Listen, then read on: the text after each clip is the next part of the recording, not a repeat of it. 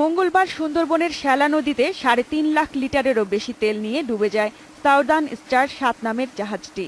কুয়াশার কারণে বিআইডব্লিউটিএ ও নৌবাহিনীর উদ্ধারকারী জাহাজ না পৌঁছালেও মালিকপক্ষের উদ্যোগে প্রায় ৬০ ঘণ্টা পর জাহাজটিকে তীরে টেনে আনা হয়েছে।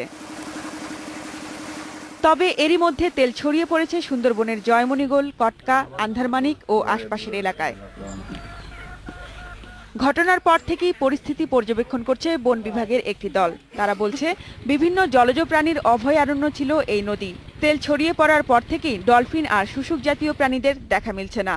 ফার্নেস অয়েল এইটা যদি আমরা নিউমেটাফোরকে বন্ধ করে দেয়, শ্বাসমূল যেটা, তাহলে তো রেসপায়ার করতে পারবে না, শ্বাস প্রশ্বাস নিতে পারবে না গাছ, তখন গাছ মারা যাবে। এখানে কি নাই? শুশুক, কাঁকড়া, শামুক, ঝিনুক এবং হরেক রকমের মাছ আছে।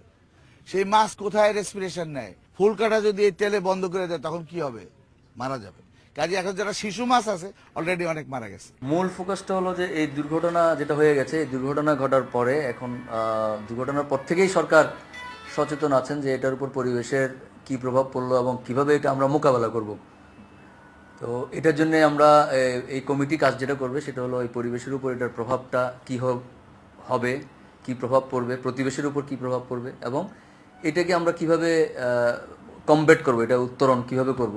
তেল অপসারণের জন্য পরবর্তী নির্দেশ না দেয়া পর্যন্ত সুন্দরবনের ভেতর দিয়ে সব ধরনের ইঞ্জিন চালিত নৌযান চলাচলে নিষেধাজ্ঞা জারি করা হয়েছে।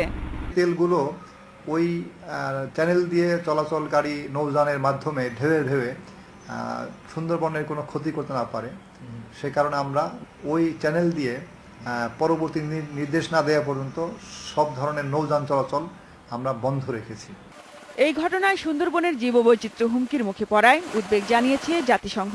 লিখিত বিবৃতিতে সুন্দরবনের ভেতর দিয়ে সব ধরনের বাণিজ্যিক নৌযান চলাচল বন্ধের জন্য সরকারের কাছে আবারও আহ্বান জানিয়েছে সংগঠনটি। খাদিজাতুল কোবরা, ইন্ডিপেন্ডেন্ট নিউজ, ঢাকা।